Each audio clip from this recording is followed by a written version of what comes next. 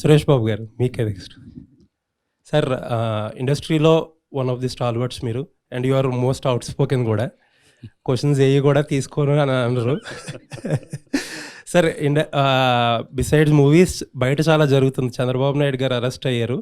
Actually film industry respond అవ్వాల్సినంతగా అవ్వట్లేదు, కొంతమంది అవుతున్నారు అని చెప్పి బయట చాలా డిస్కషన్ అయితే ఇండస్ట్రీ మీద నడుస్తుంది. What are your thoughts about it? See, as an industry, we've always stayed as a non-political, non-religious body. That has been the stand of majority of the leaders of the film industry from the time we were in Chennai till the time we've come here. Many of us might have allegiances to a certain party, but we've always let it be like that. From the industry, we never make any political statements because it is a sensitive issue. I might like a leader, I might not like a leader, and it is my own right. Even in the Andhra Telangana issue, the industry never made a statement, and it will never make. And it is better for the industry to stay non-political. అంటే non పొలిటికల్గా respond అవ్వడం కష్టం అంటారా ఇష్యూలో?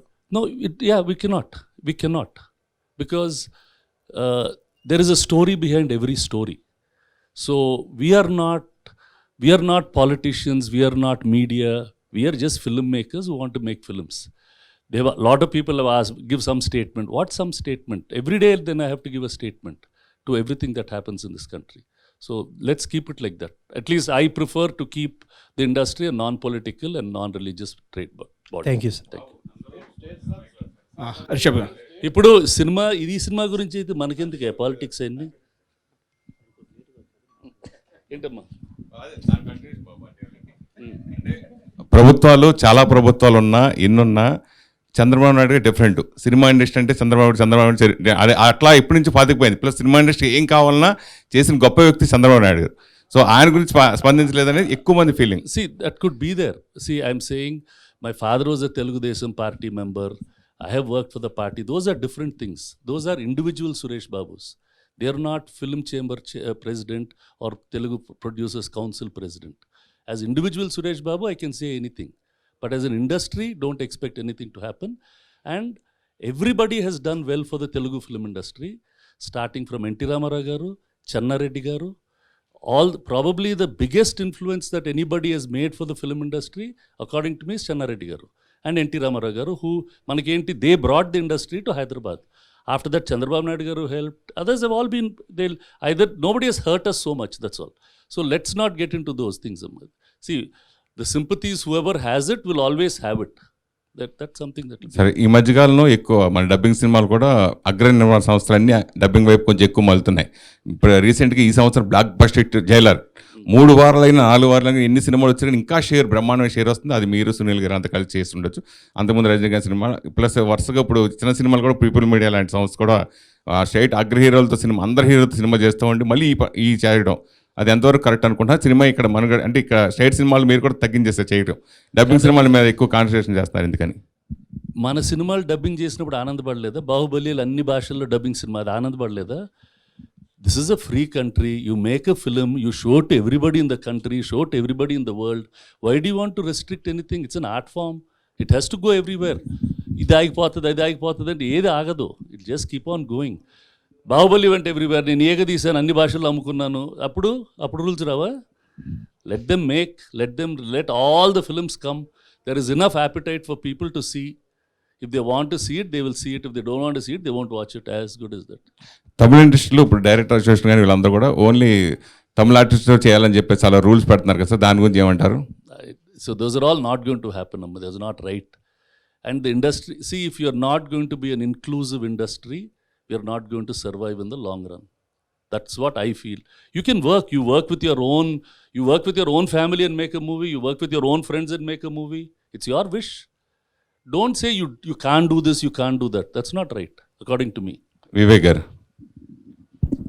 So వరుసగా state సినిమాలు, dubbing సినిమాలు ఏం చేస్తున్నా కానీ ఈ సప్త సాగరాల సినిమా విషయానికి వచ్చింది అంటే కొన్ని సినిమాలకి మన తెలుగు నేటివిటీ కొంచెం సపరేట్గా ఉంటే దానివల్ల బాగున్నా కానీ కంటెంట్లో కొంచెం మార్పులు చేర్పులు ఇవన్నీ కొంచెం చేస్తూ ఉంటారు.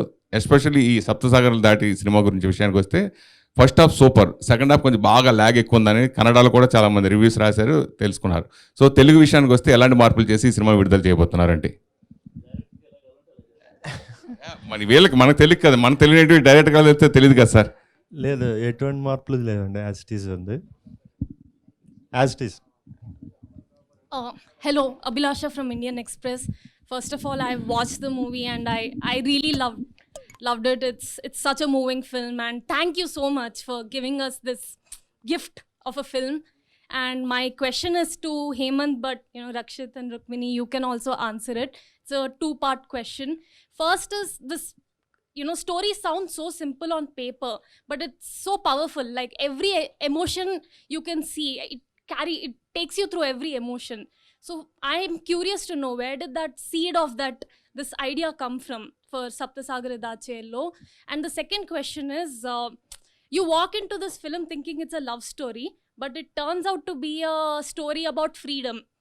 In every aspect of the film, you're like, what does freedom in terms of imprisonment? And Manu wants to escape his circumstances and he gets trapped. So in every place, even right up to the ending, when he walks out in 2020, you're constantly dealing with freedom. So Hemant, do you see love in itself, which is so central to the film? Do you see it as freedom or imprisonment? And I want to know, because it will also be carried towards in the second part, right? So yeah, thank you so much. The second question was beautiful. I've not thought about it. Really, beautiful question. Firstly, see, the way I perceive it, the way I understand how love works is, it's everyday work. It is something that you can't just leave aside and go do something else. It doesn't work that way in life. You have to love every day, and loving every day is difficult. Be it could be any relationship, it could be with your partner, it could be with your parents. You have to put effort every single day, and with effort comes hard work. So it is, and life is such that it is always not easy to do that hard work. There are other things that you have to work on sometimes. You have to work on trying to do a better job or improving your career, or so putting that kind of investment into love every day is difficult. So for me, that's how I understand it. That's how I look at relationships as well, because it's constant effort. So for me, I suppose through your question, I am looking at my own film in a slightly different way. So thank you for that. So yeah, I mean, with regard to where the seed of the idea came, I wrote this way back in 2006, after witnessing incident which is central to the film. So that is where it started, and it's taken me all these years and to make the film, because sometimes destiny has to sort of conspire for you to find the right people to make the film. And I had to find Rakshit, I had to find Rukmini, I had to find Advait and Charan, and so many such people to for all of them to come and give a piece of themselves to the story. And that's how the film came about. I hope I answered your question. Rachit sir, here Vishnu from in Telugu one. Hi. So first of all, big fan for your work, sir. Thank you.